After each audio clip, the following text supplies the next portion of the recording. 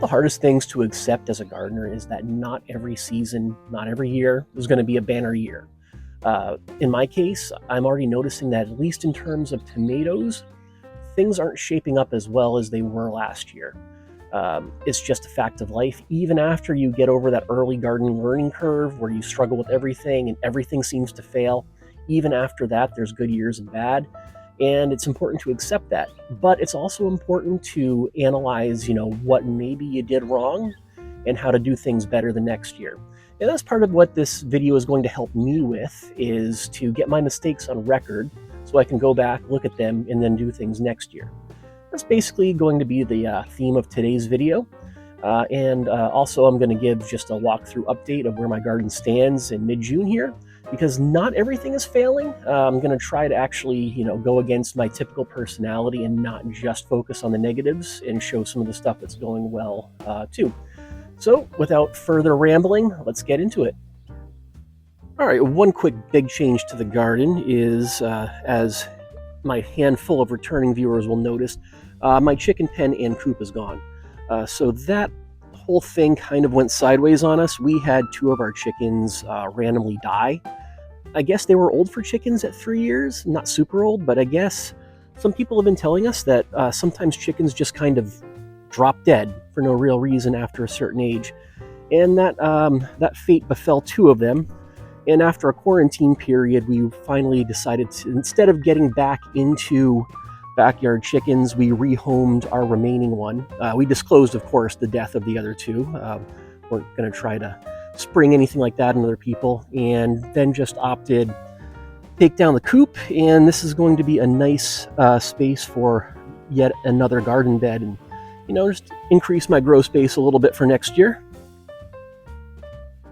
All right, on to my tomatoes, which, as I alluded to in my intro there, they're just not quite doing as well as they were last year.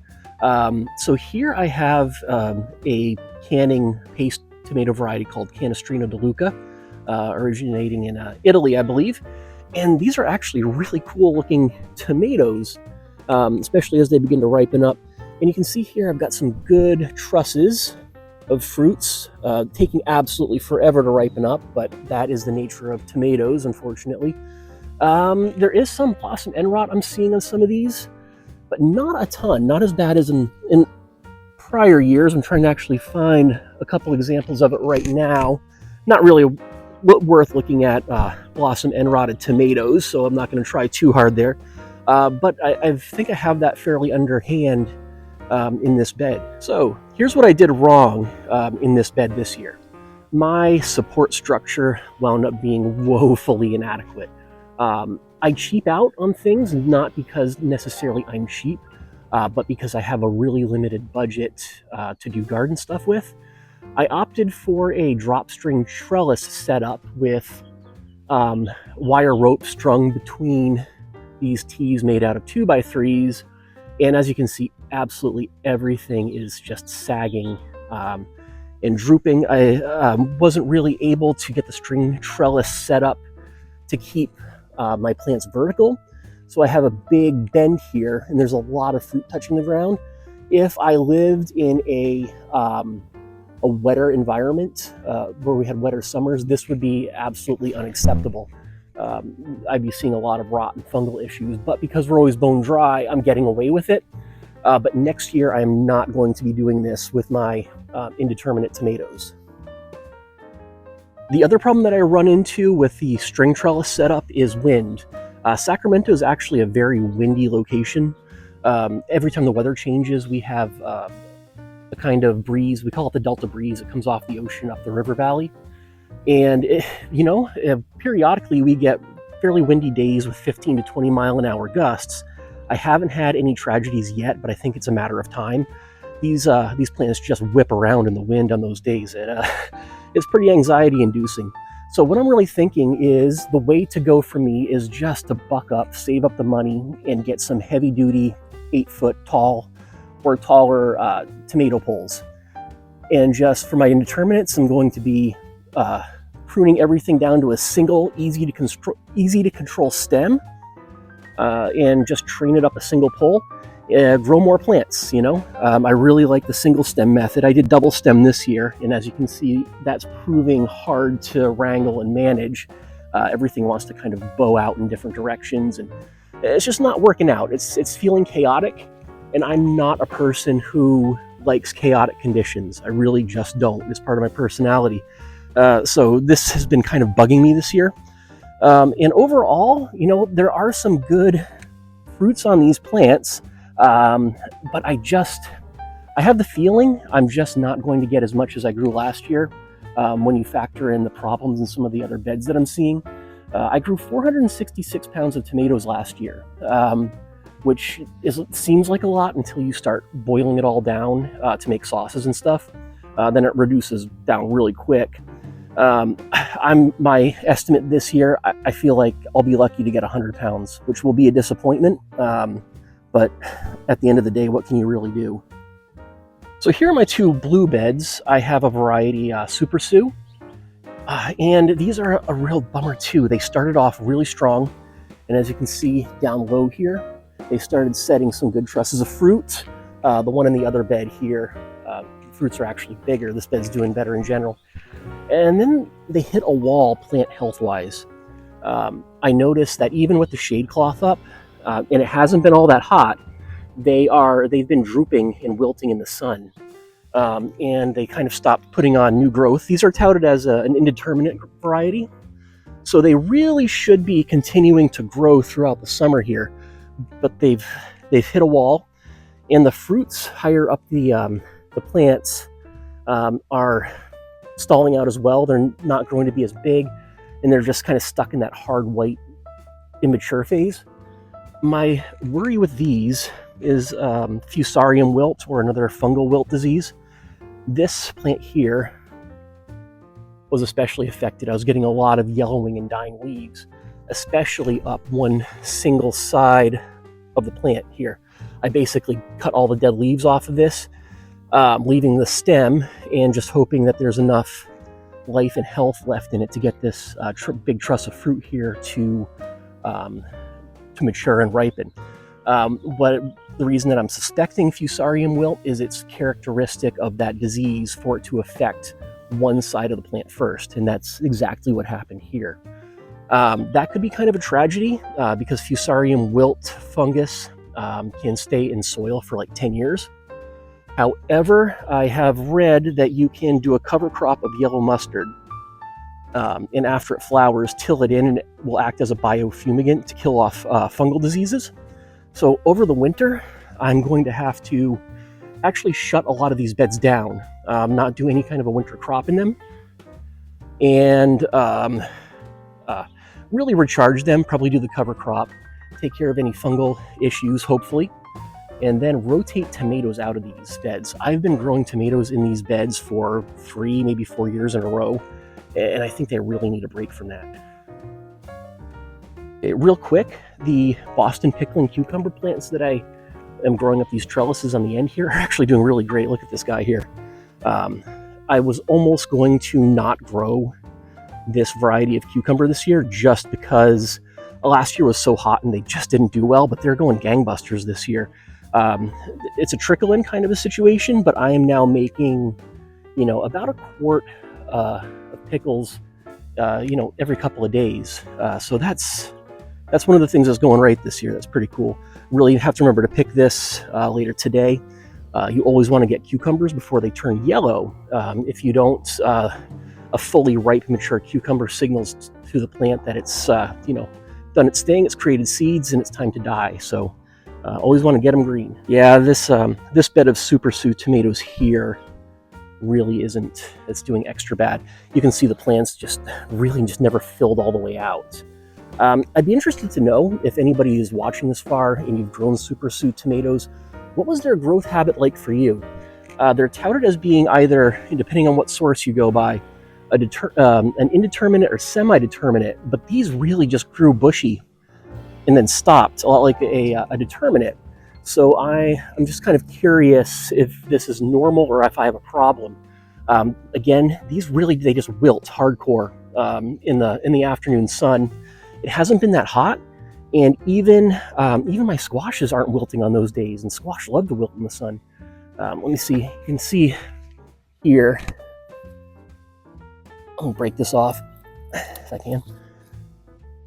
What's happening to some of the lower leaves.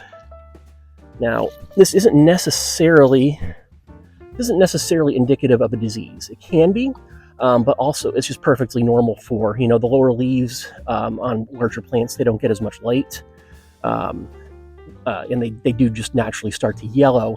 But these lesions are what really worries me. So I don't know if I have some kind of fungal issue that is stressing the plant and affecting growth.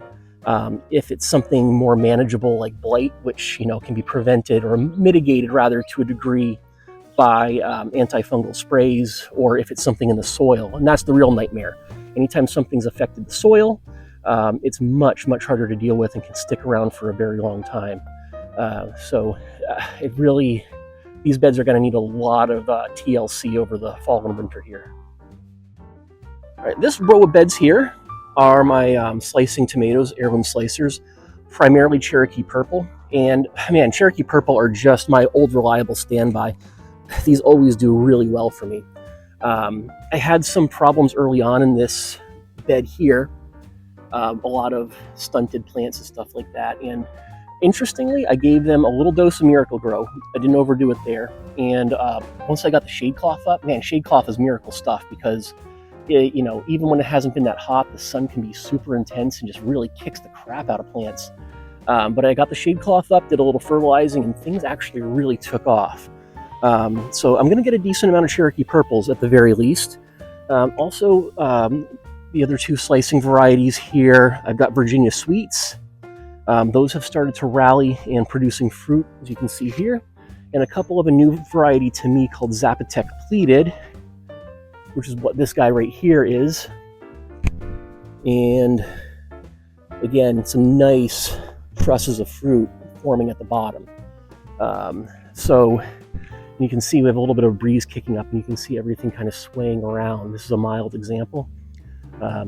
It can be hard gardening on a budget once you hit a certain amount of plants. You're always trying to find ways to save money, but sometimes there's no real way to do things inexpensively that works well. So you end up with a garden that looks droopy and tangly like this.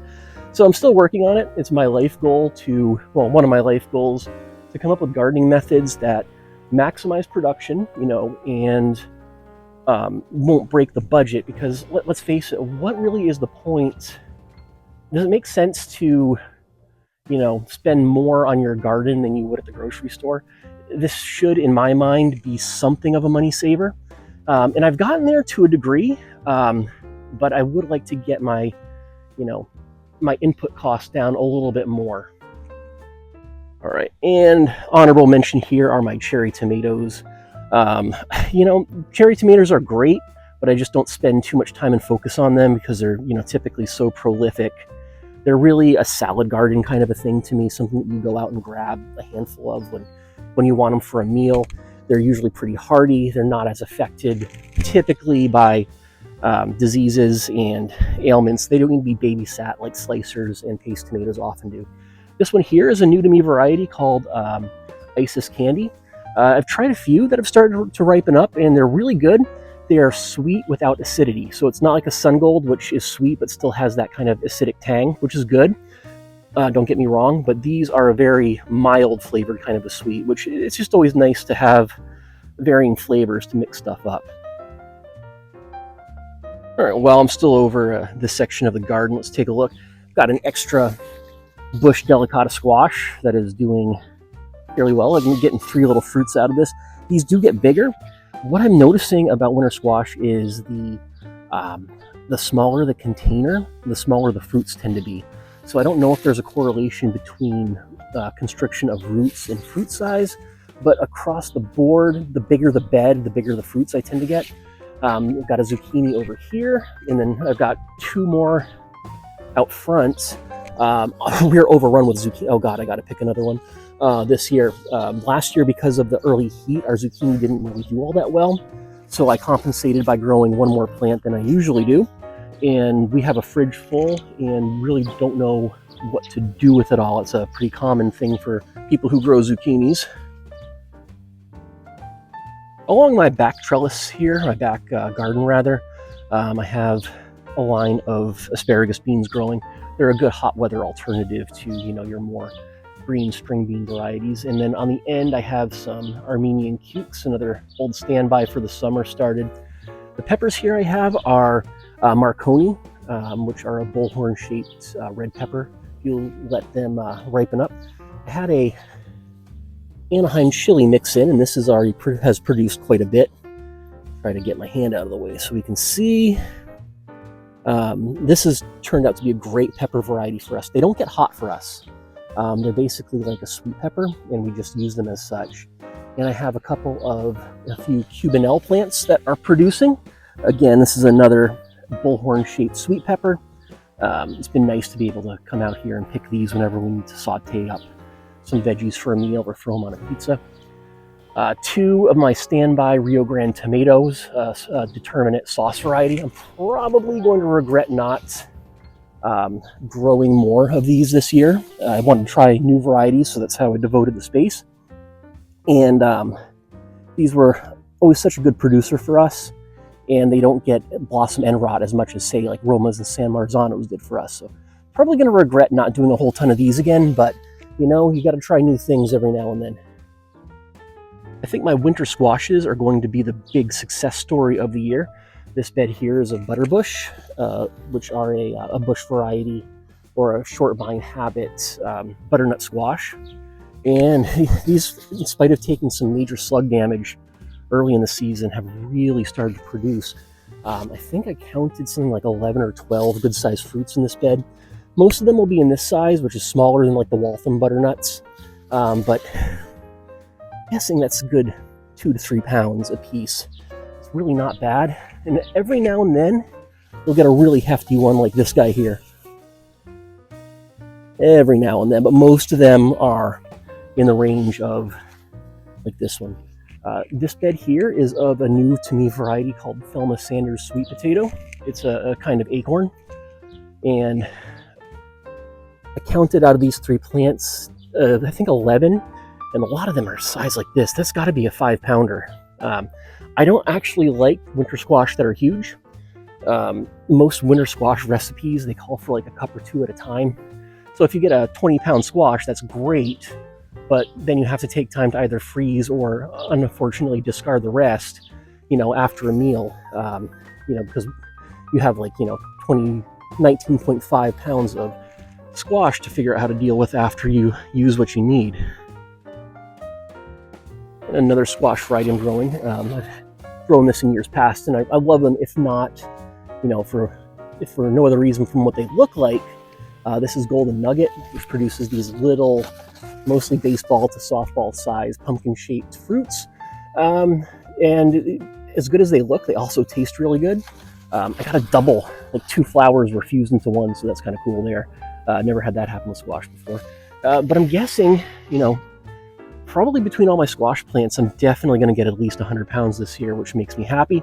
I think I'm one of the few people I know that actually likes to eat winter squash, in various recipes fairly regularly. So it's nice to have these coming right along.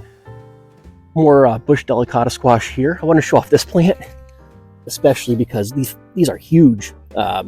Most of them are, in that size range there, or what I showed previously. But these, that's probably between those 2 10 or better pounds right there. Can't wait till they start to ripen up. These plants that I just showed, all of them, have done what they're going to do. They produce the fruit that they're going to produce. They're not really flowering all that much anymore. It's really just the plants are finishing off, maturing the fruit, and that's it. I'll probably be harvesting these by early August at the latest, whenever they finally ripen up enough to pick. You really want to wait for the stems to turn brown before you do that. And I did a little patio garden set up this year with some free half-barrel wine planters that I got. I've got a couple of these Bush Champion cucumbers here, and these have actually really started to produce. I'll probably have to pick that one this weekend, use that for something. So that's doing pretty good. These two eggplant really took off here. It's a heat-tolerant variety called Orient Express. We've already got a few pounds out of these two patio plants right here, which is great. And then two more of the Anaheim chili peppers. There's a little kitchen patio garden. Come out, grab a few things when you need it. It's kind of nice. Let's take a quick look at the front yard garden here. Again, I have the shade cloth up, and nothing really demonstrates the power of shade cloth like this setup here. I have some zucchini and some squash plants in there that are, the leaves are looking healthy. There is a, actually this is a bush variety pickling cuke that was really struggling. I thought it was going to be a goner. And then I put the shade cloth over it, and it really rallied and took off. And I've actually even been harvesting some cukes out of it already. But you can see, look how healthy most of these squash leaves are. More butterbush right here. And then let's go look at the volunteer squash that I wasn't able to cover with shade cloth. And the difference is remarkable. This one is just sunburnt to a crisp. I was just trying to let it go to see if it produced anything, what would come of it, volunteer, but I think it's pretty much done for at this point. Same with this volunteer here. Just kind of got the crap kicked out of it. A little fruit developed, but I don't think it'll make it to maturity given how the rest of this plant looks. Oh, and more zucchini developing. What I've been doing with a lot of it is I like to mix it, immersion blend it into sauces. Tomatoes, like a marinara or bolognese sauce. So I've been roasting and freezing it so that I can add it, when my tomatoes are finally ready. So these are 3 acorn squash, Table King, very basic. And something happened. They had a hard go of it. The early slug damage and then white fly, and I think that some kind of disease got introduced to the mix here. I won't be growing squash out here again next year just in case. A lot of times diseases can be transmitted by pests. My suspicion is that's what happened here. Looks like I still might get a couple of small ones out of this. Extra squash is great, but I'm not, not expecting great things from these. These were also took a lot of damage early, but rallied, doing much better than the acorns here. I'm gonna get another few good butternuts out of that. And here I have my hot peppers, which are slowly flowering.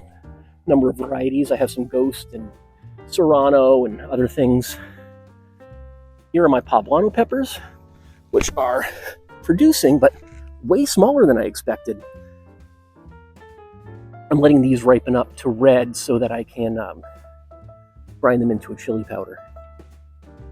So there's the June tour. Some people might be looking at all that and saying, geez, it doesn't look too bad, but everything, again, is relative. I had a banner tomato year last year. Again, 466 pounds out of, what you can see is a pretty small backyard. So that's a high bar. And we really love to put away a lot of things like sauce and salsa and diced tomatoes and stuff. It really is nice in the, the middle of winter during our chilly wet season on a, a terrible day to make up, a nice, hot thing of spaghetti or chili made with garden fresh, not garden fresh anymore, but tomatoes we canned. It's always such a rewarding thing to make a meal out of stuff that you grow, or maybe if you still live rural and can hunt and fish regularly, it's just a really great feeling to eat what you've produced or what you've gone out and done the work to gather yourself without, any middlemen involved. So that's why I'm a little bit disappointed that that's probably not going to pan out this year. But again, I'm taking it as a learning opportunity, and I need my support structures to be way more robust next year. No strings and ropes and crap like that to all whip around in the breeze. It's probably work great in a greenhouse, and for people who don't have regular windy spells coming through 15-20 mile an hour gusts. It makes me sweat to see all those whipping around on their strings. So it gives me a good reference point of what not to do next year. So that'll about wrap it up for today. And as always, let's hope it all doesn't die.